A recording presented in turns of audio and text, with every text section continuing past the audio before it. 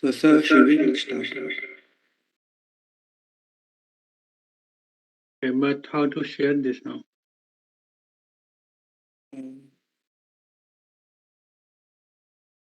Okay, wait. I'll give you the presenter rights.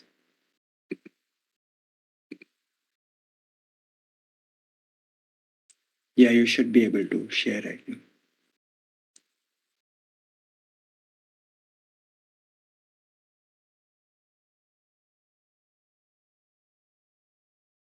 Now visible? Yes. Okay. Thank you.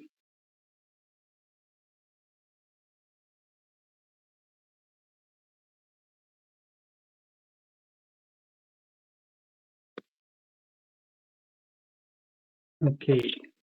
So I'll start with the introduction.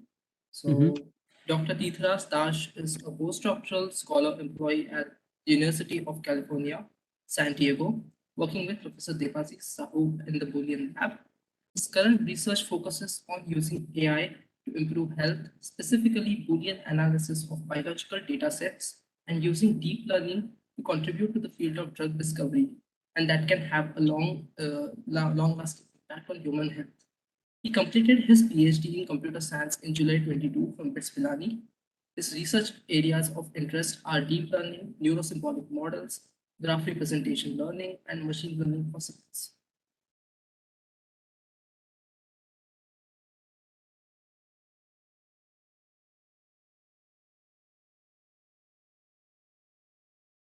So you may proceed.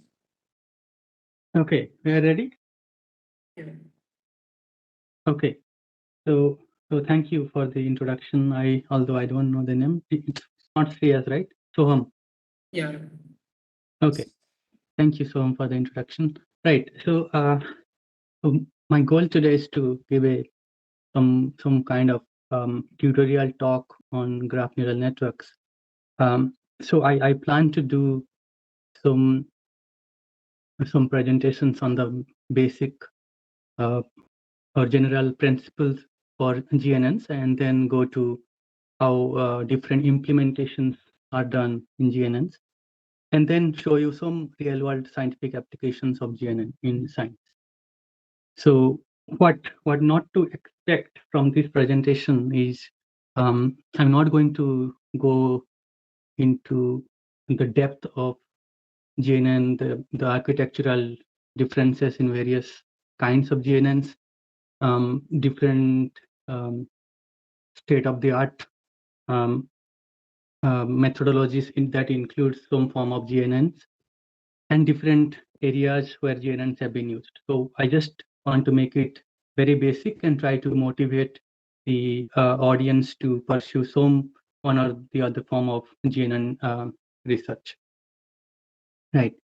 So we'll start with a very simple definition. It's called, what's a graph? So we know that graph is a representation of a binary relations. It represents the relationship between a collection of objects, right?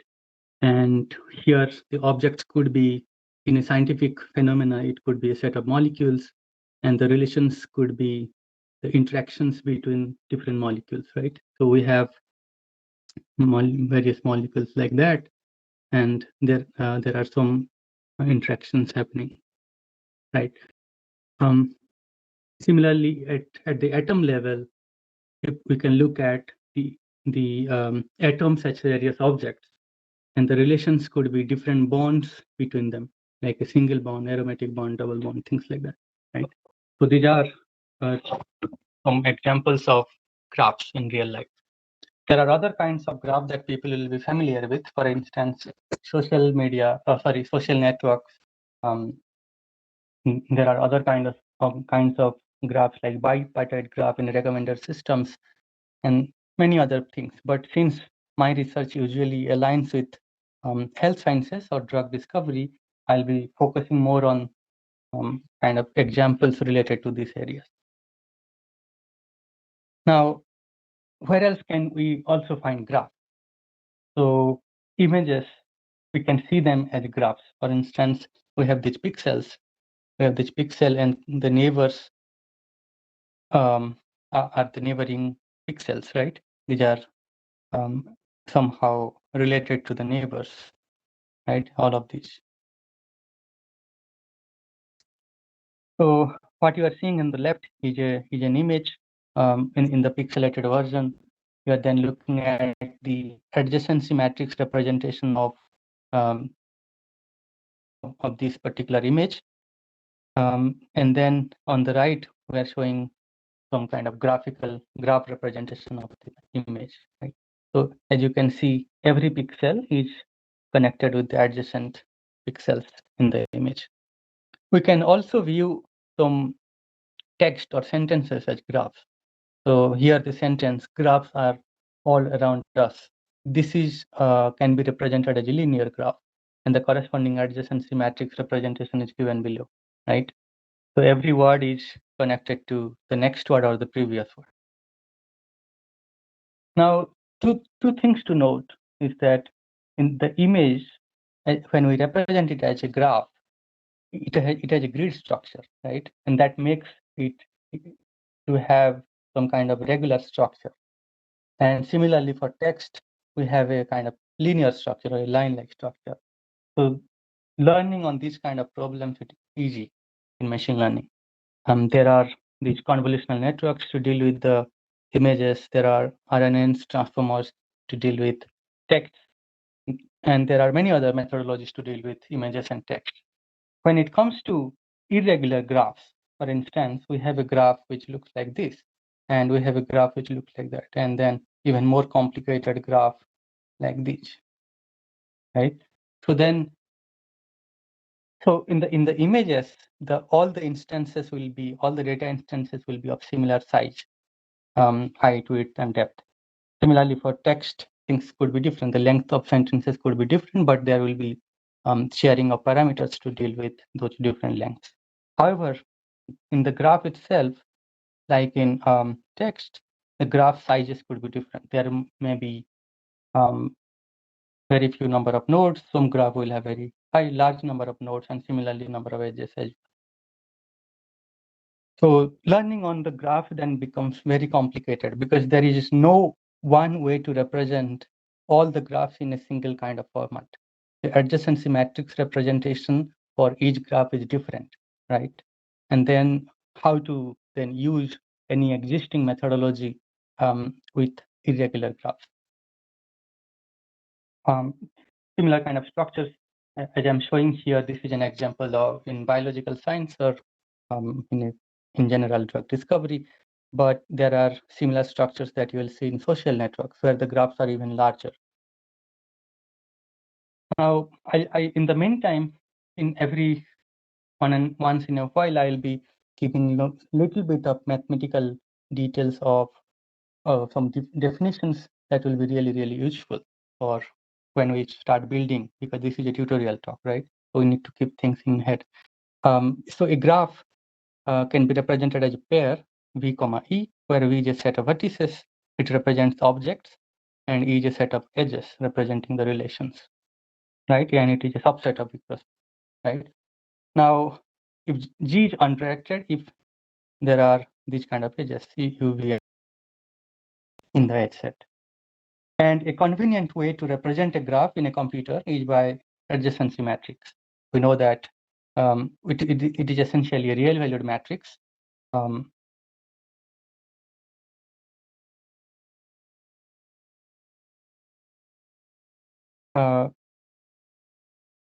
So it is a real-valued matrix. Either it will contain Boolean value 0 or 1, or it could have weights as well, right? For a weighted graph. So in a Boolean representation, this is simply A of UV equal to 1 if there is an edge from U to V, right? Otherwise, A of UV equal to 0. For an undirected graph, both AUV equal to 1 and AVU equal to 1. In practice, what can go wrong with such kind of representation? Any thoughts? Are attendees allowed to speak or something?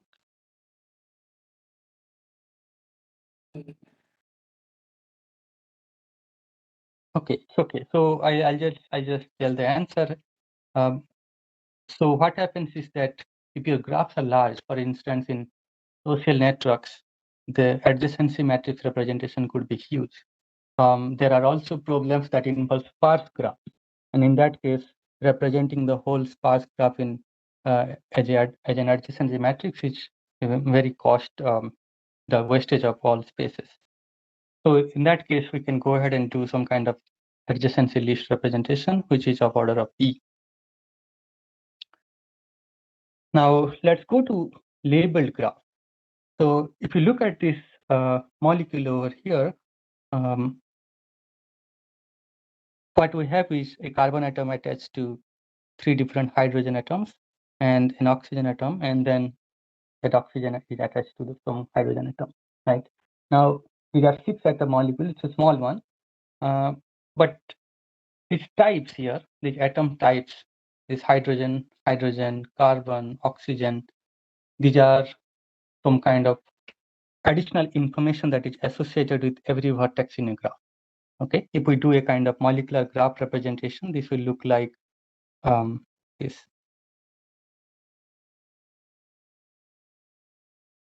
Right, and every node in this graph will be associated with some kind of label. It will actually look like this. So V1 is H, V2 is H, V3 is H, V4 is C, V5 is O, and V6 is H. But a computer cannot really store this H and things like that. Or when we're doing some kind of tensor processing or implementing different computational techniques on such molecules, we need to represent these labels in terms of number, real-valued vectors or numbers, some kind of scalars as well. So here I'm representing here all of these with one-hot vectors. So every H is represented by vector 0, 1, 0. C is represented as 1, 0, 0, and so on. Right? So now let us define a label graph. The label graph is a graph which is a 5-tuple, just adding the labels here. These are 2 labels. I'm also adding some kind of neighborhood function just to, although we can obtain all the neighborhood information from the E, but explicitly I'm just keeping it here. So there is a vertex labeling function that that labels the vertices. There is an edge labeling function that labels the edges in the graph. For instance, the label in the graph could be a single bond, there, or it could be a double bond, right? Something like that. These are the labels.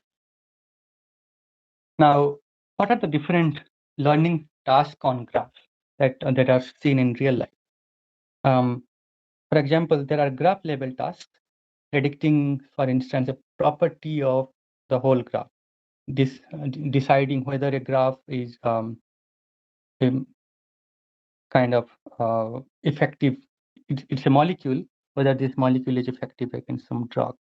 It's a drug molecule effective against some kind of virus or disease or not, right? So these are all positive instances. This is a negative instance and so on.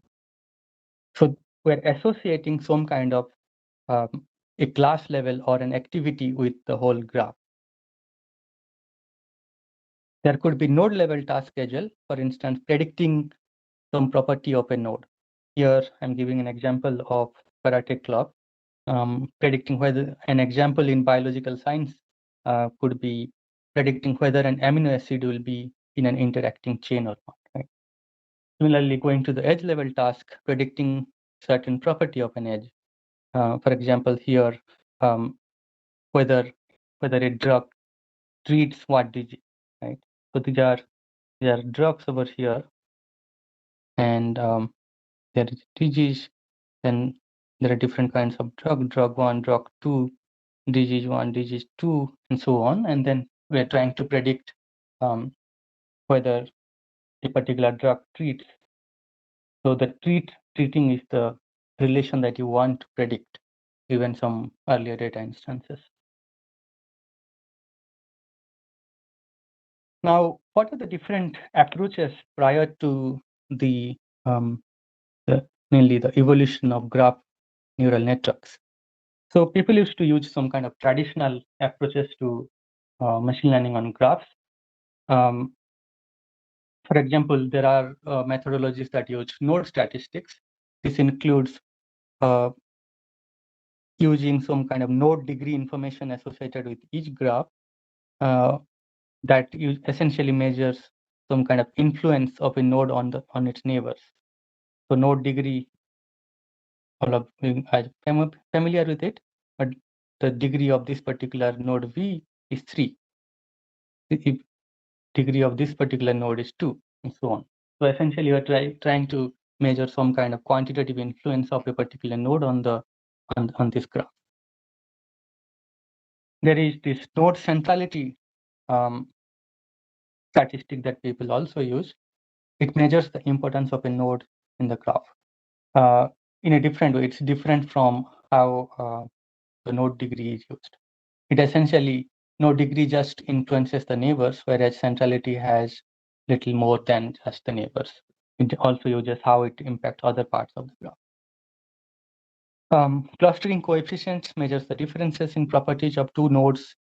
For example, here the node degree and node centrality, they do not have this idea that how the two nodes are different. But clustering coefficient takes care of that particular property, the difference or similarities of two nodes. And there are many others, some such statistics people have used. Then there are these kernel methods. One methodology is bag of nodes that aggregates node level statistics. So where the kernel method really comes in, let's say we're given two graphs. This is my graph 1. This is my graph 2. So what it does is, for the graph 1, it just aggregates all the node level statistics. Let us call it AG1. And similarly for graph 2, this methodology collects the aggregated node level statistics. Let's call it AG2, and it tries to compare these two. This is called a kernel, a graph kernel.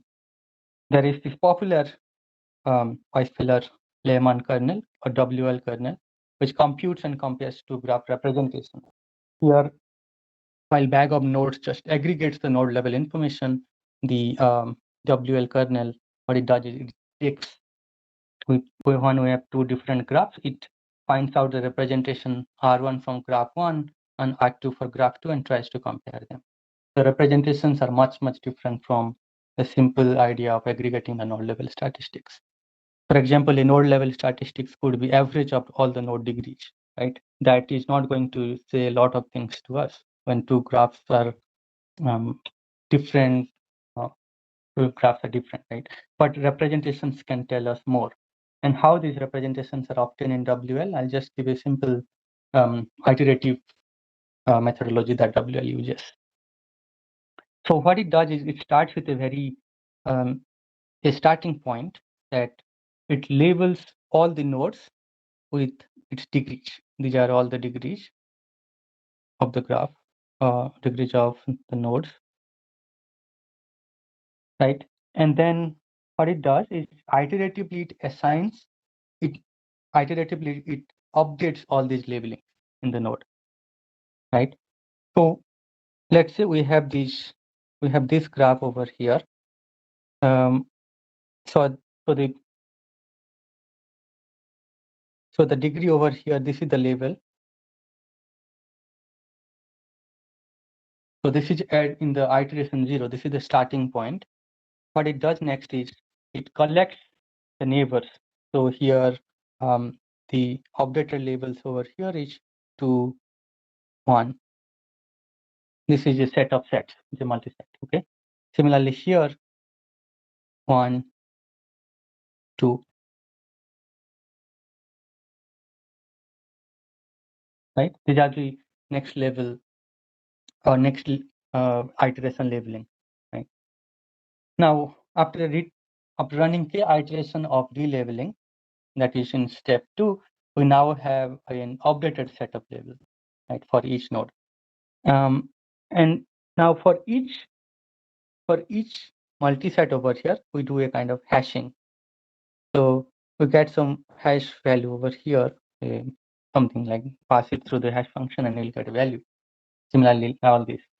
And then to summarize all those updated node labelings.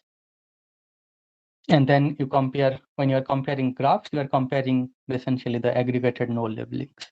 It's different from how the backup nodes idea was.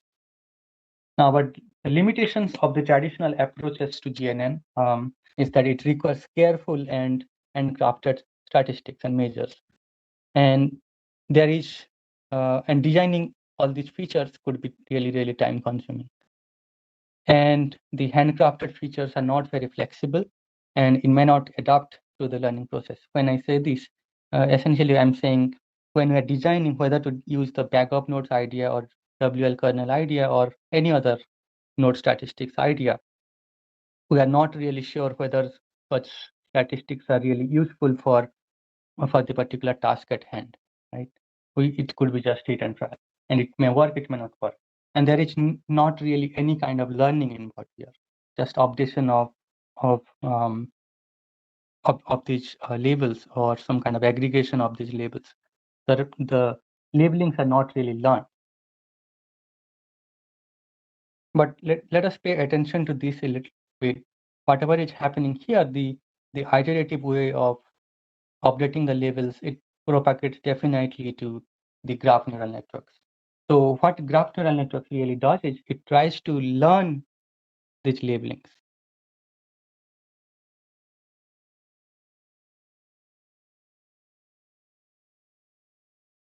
Labelings could be of the nodes, the edges, or the graph itself. So they are in GNN terms, we call them representations. The representations for the nodes or edges or the whole graph, right? And therefore, we call it graph representation learning. We are learning the representation for the graphs given the task we have. And therefore, GNN is a special kind of deep neural network where the input is a labeled graph and its output is permutation equivariant, and it follows a simple technique called simple principle called graph in, graph out. That is, a graph is given as input and a graph comes out after the operation has happened. Right? So what is this permutation equivariant means? So if we notice some traditional approaches to GNN, whatever the techniques we use, if we reorder the nodes, the output could change. Whereas in GNN, this doesn't happen. GNNs make sure that no matter what order you follow, the atoms are ordered in whatever order, the output remains the same. For example, if this is a Maulic benzene ring, I'm ordering these carbon atoms 1, 2, 3, 4, 5, 6 this way, and if I reorder it like 1, 2, 3, 4, 5, 6, the output for this one and this one remains the same. This is called permutation equivariant. Now, let us try to see how this kind of representation for this particular graph, like nodes, edges, or the whole graph itself is learned. So one operation is called graph convolution, and this is adopted from the simple CNN convolution, where the input to the convolution operation is a graph itself, not a patch of the images, as is the case in computer vision. Here, what I'm saying here is that we have, let's say, we have these matrices that represent the node vectors or node representations. Hang on, okay. So this is the whole graph representations. These are the matrices that represent. It's a matrix that represent the node representations and then edge representations, right? To update these representations, it goes via a differentiable function. And this is essentially neural network. So what is going on here is that, let us look at just this V guy. Okay. So the V guy consists of, it's a matrix of these vectors associated with this is a labeled graph, right? And I have shown you the labeled graph are essentially graphs with some labels associated with the nodes or edges. Okay, so this Vn consists of the vectors for each node like that. Now this vector goes to the function or a neural network, and it produces another particular vector Vn plus 1. So n here represents an iteration. So at iteration n, if Vn is the matrix that represents the node representations here, then we get Vn plus 1. And what kind of deep network does this?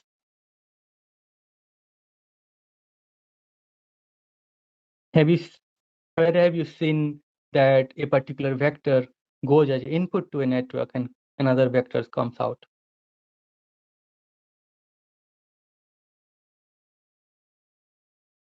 Anyone? Panel members, anyone? So you may have heard about encoders, right? So what you do essentially is that the encoders here takes the vector, the one particular, this is a vector. This is a vector. This one particular vector it takes, it goes to F, and it produces another vector of either same length or different length, right? And this particular model or this particular computation is called a convolution step in graph. Yeah, and all, or we can call it a layer, and we call it a graph convolutional layer. It's simple. F could be just one layer network or a multi-layered network, but it is just an encoder, which gives a kind of updated embedding or updated representation for these nodes. Now, when we have this differentiable operator or differentiable function f, we have some kind of parameters associated with this particular structure, right? And these are the parameters which are learned that allows us to learn good representation for these particular nodes or the edges or the whole graph. Now we can describe that whole process using a function relabel, and relabel is a function that takes a labeled graph and it produces a newly labeled graph. That is, it updates the labeling for the vertices or edges. And these are implemented in practice using some kind of aggregate and combine operations. Don't worry about it. I'm going to show or give a demo on this. Okay. Shreyas, am I audible or something going on? I don't know what is happening. Yeah, you're audible. Okay. So now, how do we deal with various learning tasks? Now that we are familiar with how this relabeling is happening, how to deal with different tasks that I told you, the node-based predictions or graph-based prediction or edge-based predictions, right? Now, once we have the newly learned labels,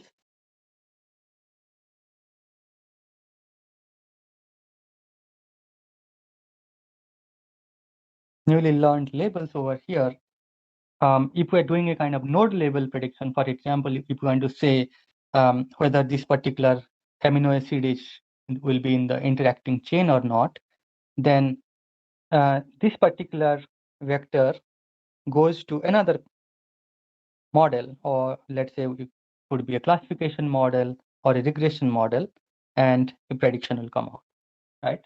So the tree itself over here is a neural network that takes that particular newly labeled vector, and then it produces a prediction.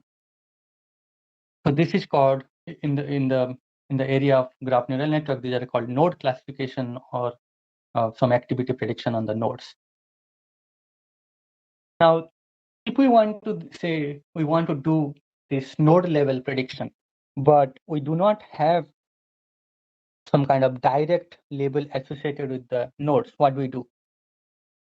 Let us assume that we have we have instead these edge labels. And let's say we want to predict something about this particular purple node. What do we do?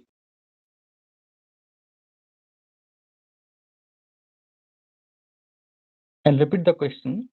For that particular node, the purple node, we do not have the direct node label. But we want to do prediction for that particular node based on the edges or edge levels. How do we do that?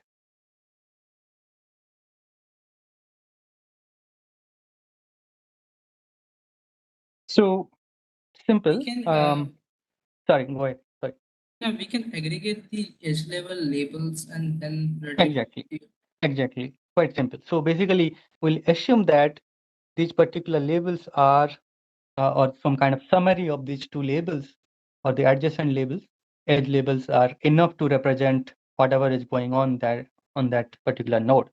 This is an assumption. It may not work as well, but this is a technique people usually use. So we just aggregate all the edge labels and pass it to a classifier and do some kind of node level prediction.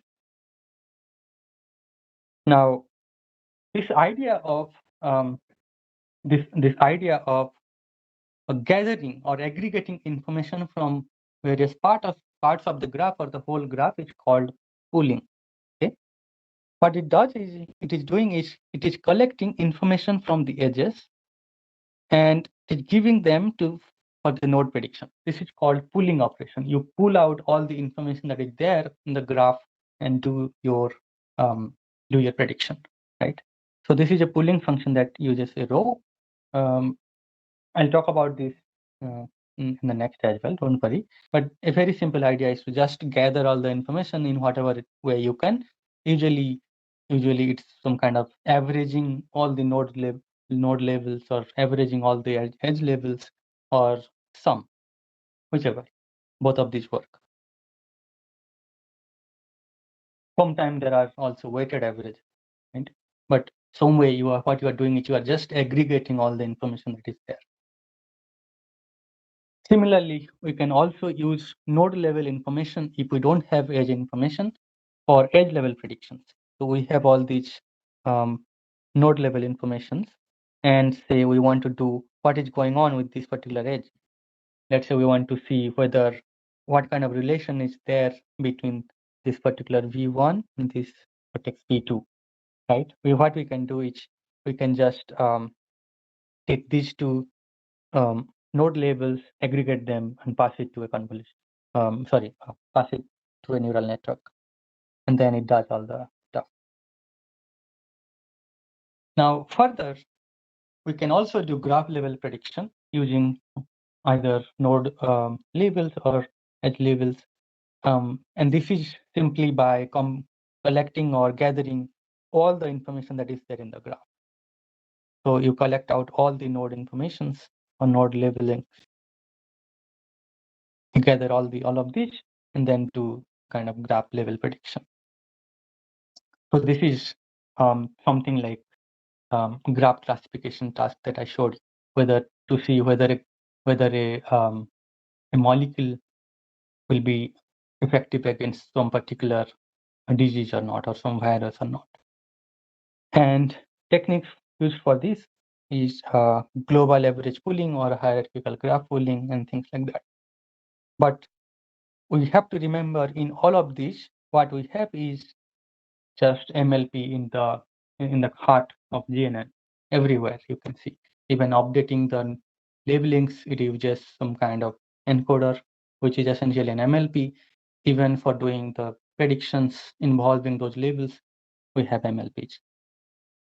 But in every point of time, what is happening is we are relying on the structure of the graph to do the learning, and therefore, which was not there in traditional approaches, and therefore, in various recent real-world cases, we have seen graph neural networks have been really successful because they are using the additional information like structural information to deal with tasks. Now, this process of obtaining the graph level representation could can be described using a vectorized function, which essentially produces a real valued vector here RD. And this is done using a readout procedure. The readout is essentially a global average pooling. That's all. And then that particular RG guy goes to a neural network, and then something will come out. Some class if you're doing a graph classification, a class will come out. If you're doing a kind of toxicity prediction, which could be a regression problem, we'll get a real valued number. But in the end, whatever it is just an MLP. So would you like to take questions right now or maybe afterwards? Yeah, I can take it in between. I'll just summarize this, whatever I have said so far. So if we want to summarize whatever is going on, we have this input graph with initial label. Let us call it iteration 0, right?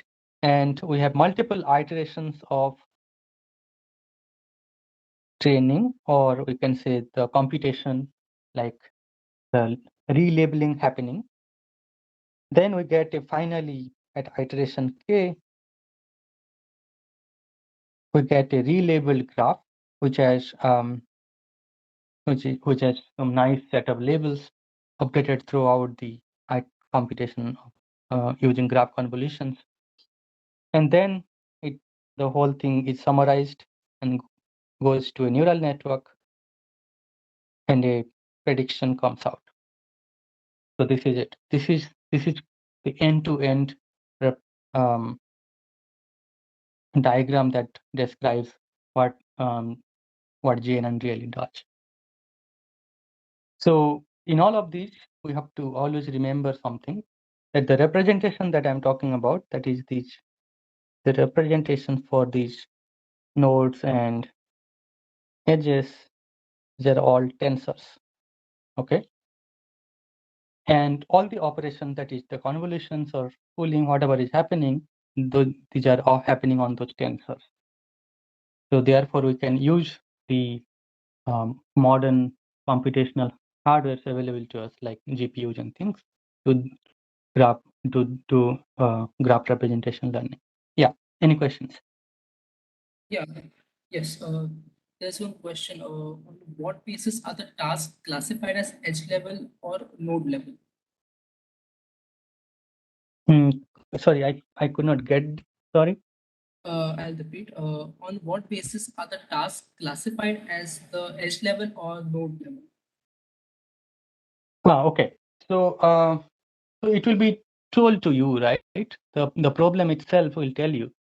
Say, as I said in my examples, I'll just go back to my initial sets. So let's say you have multiple molecules, a bunch of molecules, and you want to label them, whether they will be, let's say these are all drug molecule. I want to see whether they are effective against some particular disease. So this is a graph level task, right? You're not focusing on the nodes in the molecule or the atoms in the molecule, you're focusing on the whole molecule. So this is a graph level task. Coming to the node level task. So in a particular protein, you know that proteins are made of amino acids. If you're representing a protein as a graph, then each node in the graph will be an amino acid. And let's say if you are doing some kind of modeling of protein-protein interaction, then you want to see maybe which are the nodes in the graph, that is, which amino acids will be in the interacting chain in that protein-protein interaction network, right? This is a node level task. You want to see whether a particular node will be interacting or not interacting, or right, a membership of interaction. So this is a node level task. Similarly, here, this task itself, you want to see whether, so this is a graph representing various drugs and diseases, and you want to see which drugs would be effective against which disease. So for example, Calpol, it's effective against fever. It's also effective against body ache, right? So this is a relation that you are trying to say predict between a drug and a disease. Similarly, in recommender systems, for example, which movies Netflix is recommending you. This is based on the interaction between a bunch of users and a bunch of movies, right? So you are trying to predict whether this particular movie will be represented, to be recommended to this particular user. This is an edge level task. You are trying to see whether this should be recommended or not. Got it? Okay. So, yeah, there is one more question. Graph convolution layer does apply standard convolution layer on U, P, and E separately or the same convolution operator? And an MLP can also be applied. Yeah, so the graph convolution itself is so the graph convolution is simple. It's just taking a vector. For example, if you are doing a convolution on the nodes, then you are essentially taking the representation of the particular node and generating a new representation for the particular node in the same length or different length vector, right? That's it. This is it. Now, how you are doing the transformation from one representation to another, it depends. You are essentially using an MLP there. So you're taking a particular representation and then passing it to an encoder and getting a new representation, which could be, say, larger than present representation. That's it. Yeah, we have one more question. Without any prediction task, I just have a labeled graph, and what will be the learning task? Will be more like an autoencoder? So first thing, the autoencoder means that you want to represent the whole graph as a vector, right? That means, and from that vector, you should be able to produce the same graph back. That's the meaning of autoencoder, right? But at least in GNN literature, autoencoders a little difficult because it's not very straightforward as compared to images or any other like sentences, for example. Generating a graph back from a real valued vector is difficult because you have to get the exact graph structure back. So yes, you can do autoencoding of the graphs, but then you have to make sure that the adjacency matrix is also learned properly and it generalizes to all possible graphs. And that is a hard thing. Now, you are saying you have labeled graphs. That means I'm assuming these are graphs which have some node or edge levels. Now, what could be the learning task? This could be really unsupervised learning, like autoencoding of these graphs, or which you can use it for some kind of clustering or graph clustering. As I say, but if you are doing autoencoding of this graph, you have to be extremely careful. You want to really verify whether the graph that you are getting back by taking the real valued vector representation is the same as the one you provided to the autoencoder. I think Soham worked with me on this, and I'm not sure how much we were successful. Yeah. So yeah, there's one more question. What is the objective or loss function we are trying to minimize?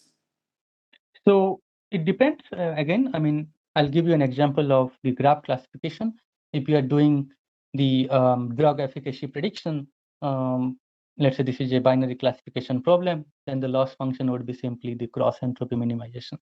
Yeah, cross entropy between the probability distribution over the class label, true and predicted class labels. So here, I'll just show you what is happening. What you are producing here is Y. You compare against some true prediction over here, and this goes to a loss function, right? Let us call it Y true. And you want to minimize this particular loss function. And to minimize this, you pass it to, let's say, a gradient based optimizer. Let's say ADAM or SGD. So what it will do is it will take the gradient of this particular loss against the parameter of the graph neural network. And what are the parameters of the graph neural network? Here, these are the weights of this particular network. And then we have these small networks over here, right, in graph convolution itself. The parameters over there, the parameters over here, and so on. So the gradient of this particular loss will have to be computed like in the back propagation, right? A chain of gradients have to be propagated towards the input. That's how the learning of these parameters really happen. So, but you don't have to worry about this, although it looks complicated as of now. There are already libraries which allows us to do this. And secondly, this is called graph convolution because the parameters in the convolution layers are shared, right? And then you don't have to really recompute all the gradients again and again. So at every particular layer, you have these already parameters which are already shared. Okay, are there any more questions? Yeah, we do have. Do we have to set the function for relabeling the tensors? What function? So the relabeling is implemented using aggregate combine, which is done using graph convolutions. And let me show you.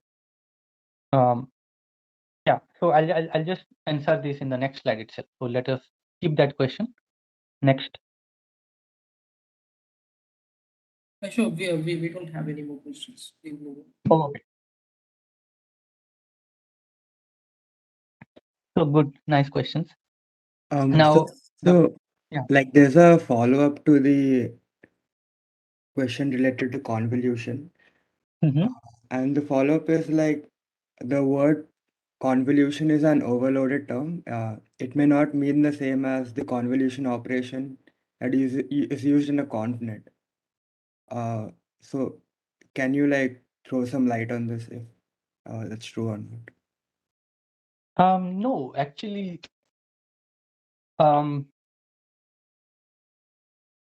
in a way, it is the same thing that happens. It is the same thing that happens with images. In images, what you do is you have this image, and you're looking at a patch of the image, and you are computing. You're some kind of computing a representation for this whole patch, right? That is what convolution does in image. But what you do in graph is that you are taking these labelings, and this is somewhat analogous to what you are saying here, right? And you are essentially doing a kind of computation of the new labeling for that particular node, right? And that is what convolution term used here. There are also other kind of convolution like subgraph and all, but I'm not going there. I'm just saying that yes, it is almost the same thing that happens in images.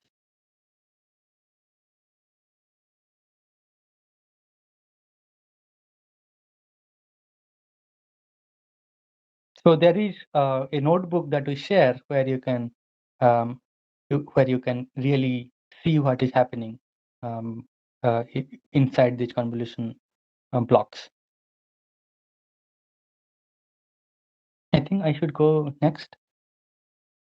Yeah. Okay. So someone asked, right, what function, what f you use, what f you use in these convolutions, right? Graph convolution. Yes. So one, I'll just demonstrate, or in a way not demonstrate, but describe how the very basic or very standard graph convolutional operation came in back in 2017, after which there was a big boom in the area of graph representation learning. And this is by Thomas Keep and Maxwelling. And what it does is it does a kind of weighted aggregation of neighbor node information. Okay? Let us look at this carry equation. What it is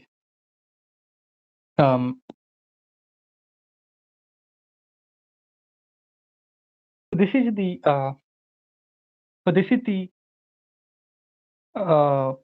the matrix.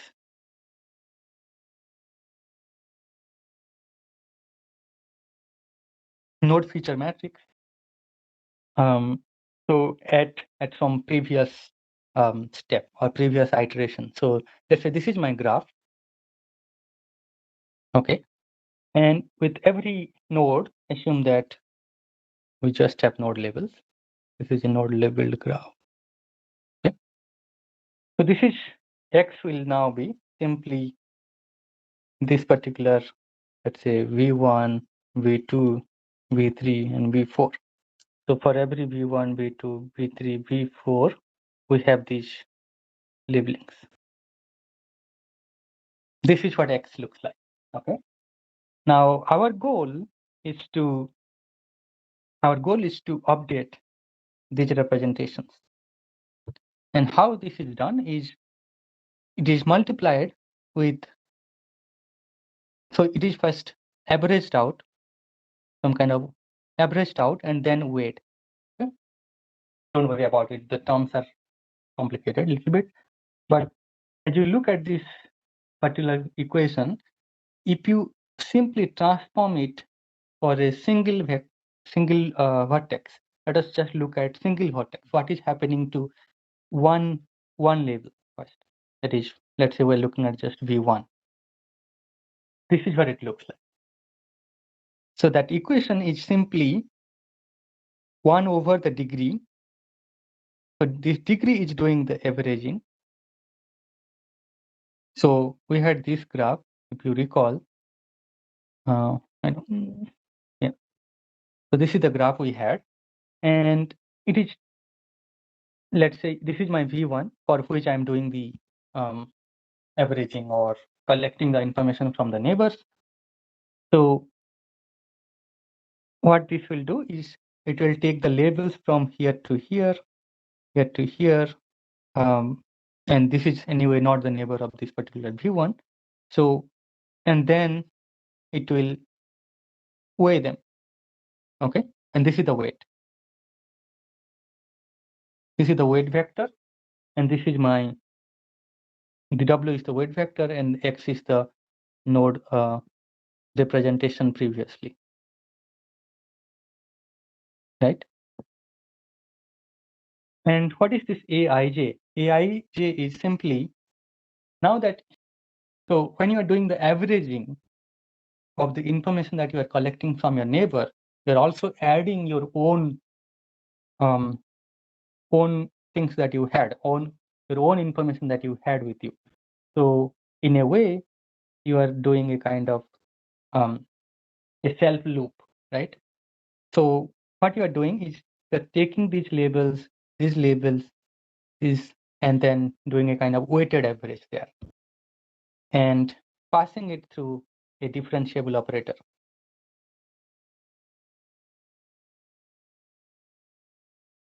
Okay, essentially a neural network, right?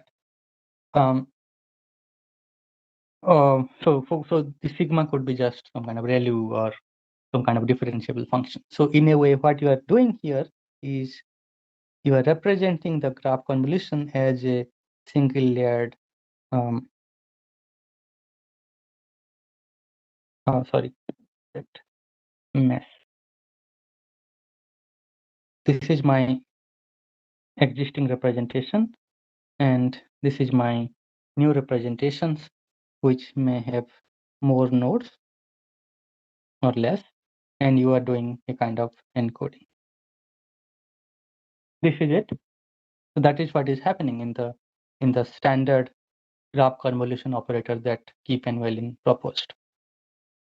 Now, the parameters of this encoder is simply the matrix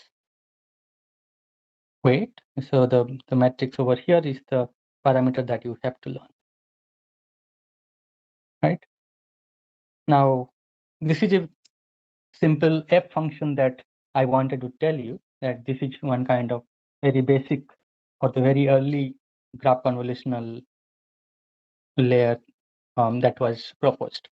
And after that, there have been several different graph convolutional layer. But what you noticed is that when I did this labeling, I just did one hop labeling. That means that I just did this one block. if I'm going to the second block, I need to do one more repetition of the same thing. So whatever comes out of this operation has to go for the next graph convolution. And thereby, I will be able to, for this particular graph that we have been talking about, if I am this B guy, in the second hop, will be able to collect information indirectly from this particular node. And this is the biggest thing that happens in a graph neural network. And this is really, really important because over time, this particular vertex is able to reach far distant node in the graph by utilizing the rich structure that is present in the graph, right? And this is very, very beautiful. This was not there in standard approaches or traditional approaches to prior to GNNs. And GNN is able to be so much successful because of just this. And there are many other implementations to graph convolution. And this is a beautiful thing that this vertex over here is able to utilize the information that is there far distant from it, right? And this is nice. So depending on your task, how complicated or how easy it is, you have to decide, or you have to maybe do some kind of hyperparameter tuning and see how many layers will be relevant for your particular GNN implementation. The layer would mean how many hops of communication or how many hops of computation you want to do on your graph, right? So what it usually it is seen is roughly 3 is enough. I mean, many real world implementation, you will see that 3 has shown good result, but it depends on how much of resource you have for computing, right? If you have a small laptop which has just 2 GB of GPU memory, that then you cannot even do 3. So you have to decide on how you want to do this. Now, second, the third point is that you have to stack multiple layers of GNNs. That is, when I'm saying GNN, I'm essentially talking about the GNN layers or convolution layers. And with different length output node feature factor. It means maybe I can tweak around in the first layer, like in MLP. I can say that I want to learn a very sparse representation in the first hidden layer. Then I want to make it a little bit denser as I go towards the output side, right? So similar thing I can also apply in GNNs. I can just say that my initial node representation could be a very sparse initially, and then with time or with multiple hops, I'll be able to do able to learn a very dense representation towards the end. So this is a kind of rule of thumb, as you would say. This works. Or sometimes you can just keep all the node representation to be same, just the same length factor all the time. So just I showed you or described just this, that how key-fenwelling GCN operator works. There are many other operators for graph convolution. One is graph sage, which is very popular also and very, very successful. At one point, I remember Uber used to use it in their, I think, implementation of, I don't know, predicting ETA, expected time of arrival or something like that. I don't remember really, but Uber definitely used to use graph sage. There is this graph attention network.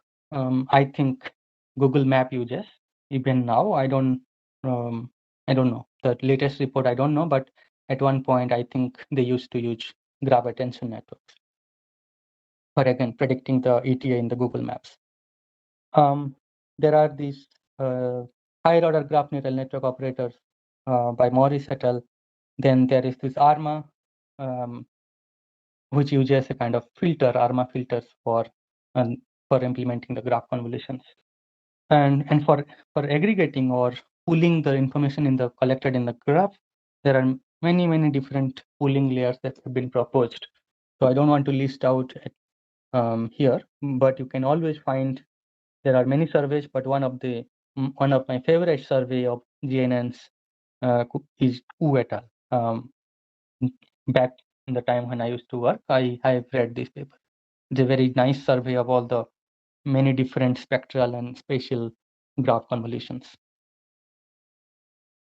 Now, also we have made available a notebook for you to play with.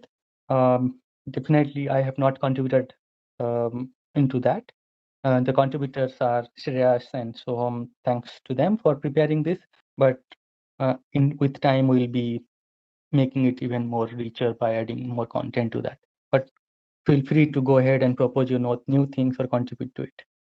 Hope you liked it. So before going to the next part of my talk, I want to take questions if you have.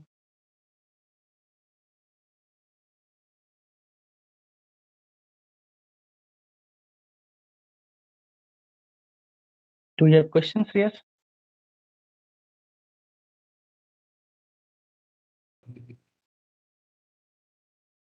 So if no questions, we'll go ahead and so Yeah, then I want to, sorry. There are no questions. Okay, great. Okay. Hope I'm not boring the people, but I want to show you some interesting research stuff that I was doing back when I was in BITS and AppCare, and I want to show what we have done on graph neural networks in achieving remarkable results in science. So let us look at this particular molecule over here. And I want to ask you this question: is this molecule effective against the COVID-19 virus, right? You want to see whether this particular molecule is positive or not, right? So this is this is an example of a real-world application of GNNs, where you can utilize the power of GNNs to do some complicated problem solving like this. So for this kind of problems like toxicity prediction, drug efficacy prediction, and molecular effectiveness prediction like this, GNNs have been shown to be very, very successful. But there have been very less or sometimes no attempts at incorporating whatever is known about the domain, we call them domain knowledge, into and including them into the GNNs, right? Whatever I was telling you before is just some existing labelings of the graphs and then trying to see how the task could be learned. Now I'll tell you what more you could do to improve the GNNs that you have already. Now, when I come to this idea of domain knowledge, that all the information or the information known about the problem domain, why is it important to include them in your machine learning? So this recent, not too recent, but 2020, this report suggests that the ML and AI techniques could be improved further by if we systematically incorporate diverse form of knowledge into the modeling. Okay? And it lists these techniques it lists this as a kind of grand challenge in building AI systems. And this is a big motivation to use domain knowledge while also working on GNNs. And what I have worked prior is that I have worked on problems where available data is represented as graphs, data is relational, or data are relational, and the domain knowledge is available to us. Okay? This is a big thing. And it should be available in some really in a nice form. Usually, in my case, we had logically encoded domain knowledge. Now, there are two kinds of application that we have looked at prior in the past. One application is dealing with discriminative problem. For example, we have this set of data instances, for example, different graphs you want to classify them, say, into toxic or non-toxic, or cancer inhibiting or cancer non-inhibiting, things like that, right? So this is a binary classification problem. So every instance in this space is either positive or negative. And how to solve this? Yes, with whatever I told you prior to this, you can just use existing GNN techniques to do this discriminative learning, right? So what we want to show is we do that, and in addition, what we show is that the existing domain knowledge really helps improve such kind of techniques. Let's say we have the domain knowledge where we know something about various functional groups and the various chemical structure existing in these molecules. So what it means? Let's say this is a methyl group.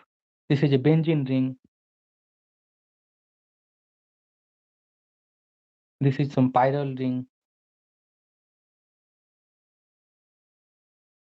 which is fused with this benzene ring. Similarly, there are these two benzene rings fused here. So this idea about these benzene rings or pyrrole ring or methyl group, this is the thing you will not get just looking at the data. You need to have some kind of information which says that this is what constitutes a benzene ring. This is what constitutes a methyl group. This is what constitutes a pyrrole ring. This is what it means to say this is a fused ring, and so on. So this is chemical knowledge base, right? And this is the domain knowledge we use to see whether we can solve the discriminative problems like this. So one particular technique that we have is called vertex enrichment. So just do not, without looking at the right-hand side, you just look at the left-hand side. A standard GNN works on such graphs. So if I gave you all that molecules, right, all these molecules, and I did not give you any domain knowledge, this is what you will be working on. And if your GNN will be taking this labeled graph where it only says, oh, these are carbon, carbon, oxygen, and things like that for every node.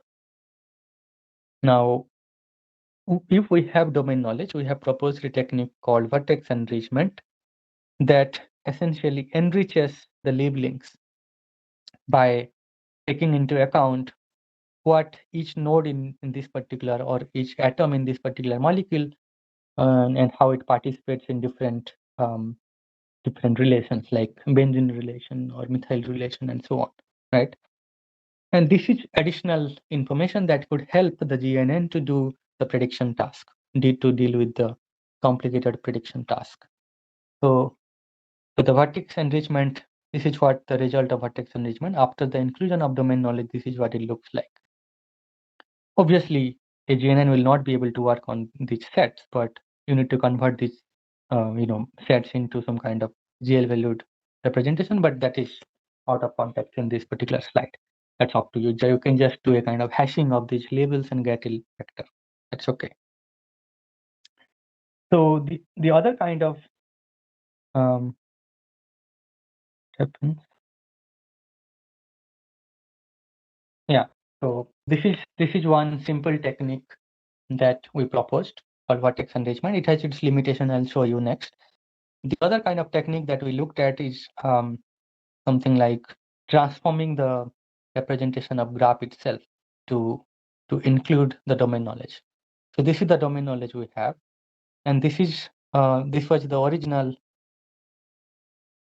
graph or original representation of the instances. We converted them into a relational representation, like every molecule over here could be represented as a bunch of facts like atom and bonds, right? And using the techniques in ILP, inductive logic programming, will be able to build some bottom clauses, okay, for each of these instances. And we then provide a technique to transform these bottom clauses into bottom graphs, which are essentially bipartite graphs. And then we implement GNNs on this bipartite graph space. And the output is a pod GNN called bottom graph neural network. So we are including the domain knowledge in this manner here. But in both of these cases, as you will see, in the first case, we are not doing changes. We are not making any changes to the structure of the graph. The structure of the graph remains intact. Only thing that changes is the node labels, or you can just also change the edge labels, but usually we will prefer changing the node labels. Similarly, here we are changing the structure itself, and thereby we are able to do a kind of complete inclusion of domain knowledge. That means we're not simplifying the domain knowledge, which was the case here. I'll tell you what that means, but we're able to get even more predictive performance by doing this. One example is here, what this bottom graph looks like. So for a very simple family relation, for example, you're looking at example of a grandparent, the corresponding bottom graph will look like this. Okay, so this is a labeled bottom graph where we have these labels which are pairs, and in this case we have used the background knowledge like this. What constitutes a parent, or fact about Jenny's mother of Alice, and things like this. Now we have done large-scale empirical testing of the GNNs, or the resulting GNNs after inclusion of domain knowledge. We have tested it on 73 different real-world data sets arising in drug discovery, which is much different to the standard idea of evaluating GNNs on 4 or 5 data sets and showing performance boost. So here we are actually doing really large-scale empirical testing, which is even more promising than the existing GNN literatures. To say that we're essentially dealing with 220,000 instances overall, and which is a big deal, I think. So again, I mean, the task that we're dealing with is trying to predict the anti-cancer activity of molecules, right? These are the molecules and their corresponding labels. So we have a data set that contains all of these, like molecules and labeled molecules like this, and you are doing a graph classification. And the background knowledge we have is about what constitute amide groups, amine groups, ammonium groups, and so on, right? And also about ring structures, aromatic and non-aromatic rings. In overall, we have something like 100 different domain relations. This is huge. And we want to see whether including this information into a GNN by doing the graph transformation helps. And to say this, to say that it works, we are testing 5 different variants of GNN. So when I say 5 different variants, what I'm talking about is the graph layers, the convolution layer made of GCN, graph SAGE, GAT, and so on, right? So these are the different variants of GNN I am essentially implementing and trying to see whether our hypothesis holds that background knowledge, inclusion of background knowledge, improves the predictive performance. So while evaluating GNNs, this is what we get. We compare the vertex enriched GNNs, the ones shown here, the GNNs built on these kind of graphs. So this is the information. These are the results compared against the baseline GNN, that is the GNNs that you would build if you don't have domain knowledge. Okay. So as you can see that definitely our hypothesis holds that out of 73 cases, we are able to win in 48 or 50 of cases, right? For roughly 50 data sets out of 73. And that's a big deal, as can be seen in the statistical performance, like p-value. But there is an issue with the simplified inclusion that if you just do kind of included that domain relation in the vertex level, then there is no way of discriminating that this particular node over here is part of 2 different benzene rings. It just says it is a part of benzene ring, but it's not able to say of which benzene rings. Similarly, this particular V4 over here is a part of 3 different benzene rings, right? This information is we are not able to encode when you are doing the vertex enrichment. Therefore, we are just saying that this is just doing a kind of existential inclusion or simplified inclusion of domain information. Now, coming to the bot GNN, where we were transforming the whole graph structure as well to bipartite graphs, we're able to show that the results is even more better as compared to GNNs that they don't have domain knowledge. So of 60 of over 60 data set out of 73, bot GNN has predictive performance better, and in all of these GNN variants, and that is a very big contribution, I think. Also, we are able to say that our bot GNN is doing better than simplified inclusion. Definitely yes, because they are able to do the complete inclusion of domain knowledge that can be evident from these results. We're comparing here bot GNNs against the simplified vertex enrichment methods like vegans, and we are able to compare them. So as you can see, even here the results are much better. The application to so the first application that I showed you was discriminative problem solving. Another is generative modeling with graph neural network. But this is not really like graph variational autoencoder or things like that.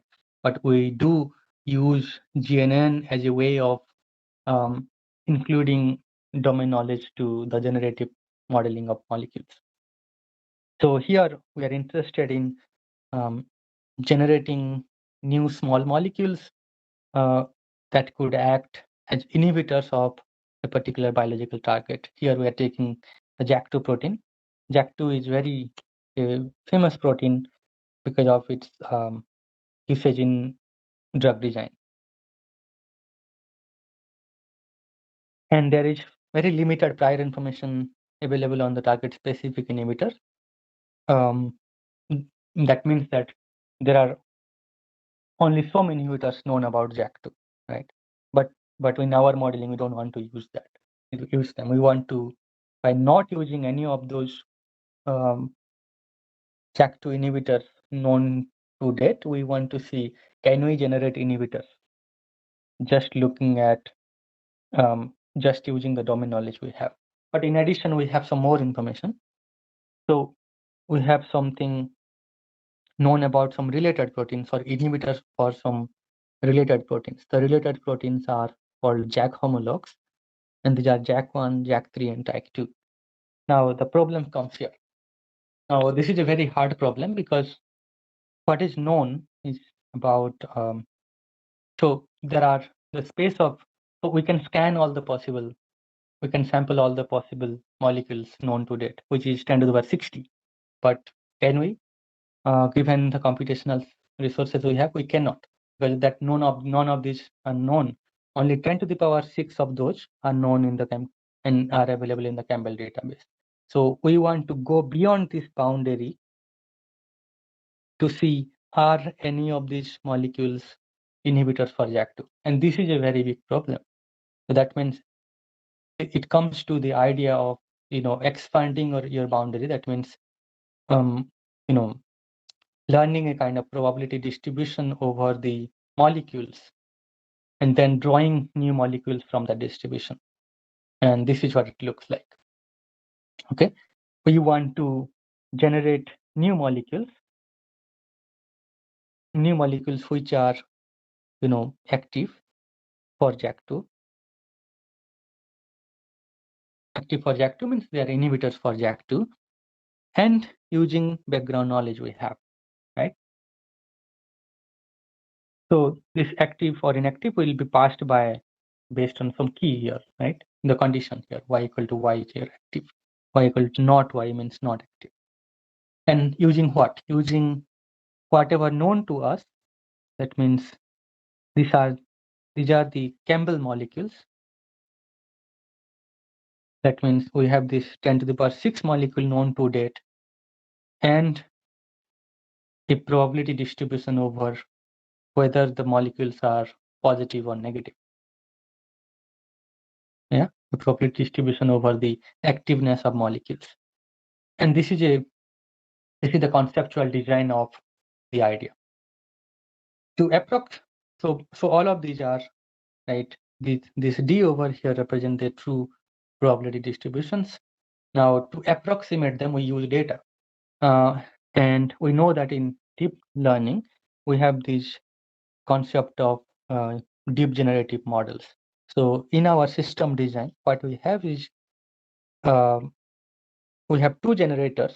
One is a basic generator, and we have a conditional generator. And both of these guys interact with a discriminator.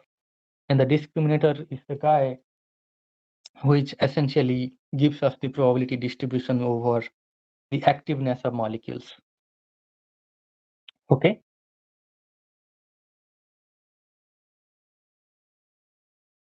Yeah.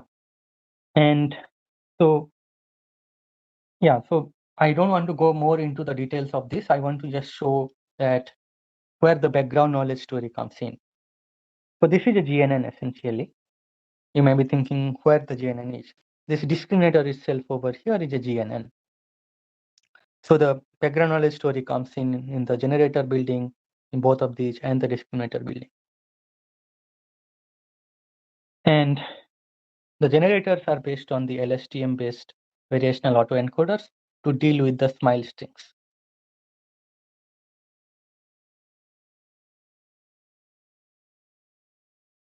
SMILE representation of the molecules. These are essentially kind of character level strings that represent a molecular structure. The discriminator is a graph neural network based on the bottom graph construction, right? That includes the domain knowledge. And the background knowledge, you have to go and look at the paper, but I'll just show you what we get and how the GNNs have been really useful here. So we sample molecule from this conditional generator. That means we want to sample molecules which are active for the JAK2 protein from here. And once we sample, we evaluate them. Two ways we are evaluating. One is quantitative evaluation. Here we just see against some known JAK2 inhibitors to that, whether they are similar to those or they are not similar to those, okay? Or whether they are really active against some JAK2, right? So I'm not going to tell more about this. We build a proxy model and all, but you can go ahead and look at the paper. But this is the thing that we are essentially trying to see, whether the molecule sampled over here, they have any kind of structural similarity to the originally known JAK2 inhibitors.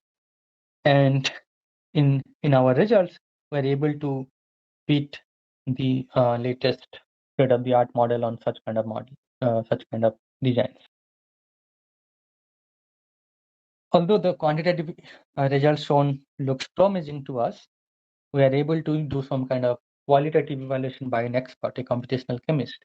So what we do is we evaluate 10 different molecules that were generated or sampled from that conditional generator, 5 of which are say, similar to JAK2 inhibitors, 5 of which are dissimilar to the JAK2 inhibitors, and we ask the computational chemist to evaluate them. And can he comment on this? So he picked 3 molecules out of these 10, which are dissimilar to JAK2 inhibitors. That means these are structurally dissimilar to whatever the inhibitors known to that, and they are worth investigating. So one of them is this one. Here he makes some comment like this: discard this molecule. None of the groups specific to JAK2 could be found, and so on. So he says this. He highlights this scaffold. He says that this scaffold is usually seen in JAK2 inhibitors, so this is a good molecule. And then he says in the third molecule over here that our generator is able to generate a molecule which has a novel scaffold. This kind of scaffold or scaffold is essentially a subgraph, right? This kind of subgraph is never seen in any known JAK2 inhibitors to date. So this molecule could be pursued further. For example, synthesizing this and testing whether it is really a JAK2 inhibitor or not. And we have got several compliments from researchers. So one of these is given here, that I just saw your preprint. The last molecule seems indeed quite promising. So this is a very motivating way of seeing that when you are solving real-world problems in science using the new computational techniques like GNNs and generative models like LSTM, CVH, you get to get such kind of comments. That's really, really worth using them in your real-world research. So, okay, so I'll stop here without boring you further and summarize that we discussed. This is a tutorial talk, but I sneaked in some of my research to give you some heads on about what I would like to do with some of you later. And you could approach me on various things if you have questions and things like that. So in a way, we summarized some concepts, the basic principles of GNNs. We looked at some basic implementations of GNNs and some real-world applications of GNNs, right? And we are able to see how the results are so nice. And all of the research that, or some of the research that I have done while at BIT are based on, some kind in the area of neurosymbolic learning and graph representation learning. Go ahead and look at this repo here. We have a bunch of things coming up soon, and you can reach me at my new web or my email address. So thank you for patient hearing. If you have any questions, you can ask me now, or if you want to discuss it later, you can email me. We could discuss over email, or we could schedule a meet. Thank you.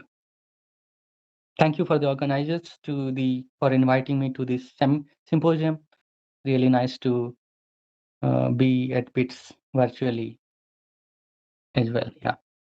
Thank you.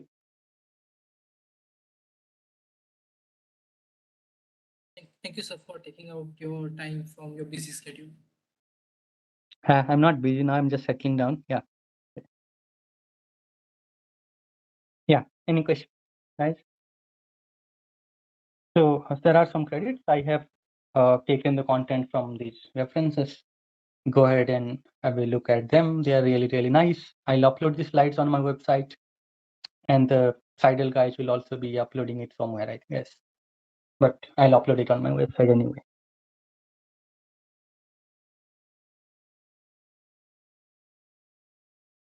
Okay. So that's it. No questions.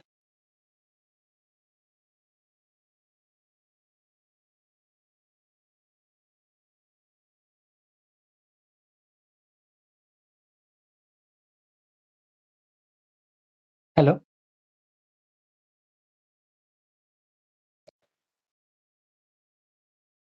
There don't seem to be any questions related to the talk, but Okay.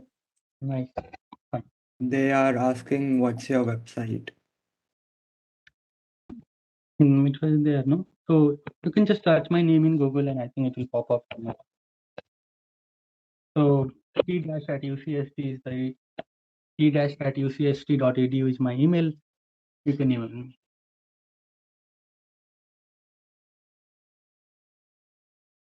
So to all the attendees, we'll be having our next talk at 6 p.m. to 8 p.m., which will be on research in industry by Samarth and Jasleen. So stay tuned for that. And after that, we'll have a social event with Lena, and she'll be discussing about PhD in Europe. And following that, we'll be having our paper presentations. So thank you to all the attendees for taking out the time for this tutorial. Hope to see you soon in the talk as well. Thank you, Shreyas. So, and all the participants, thank you. Bye. Thank you, sir.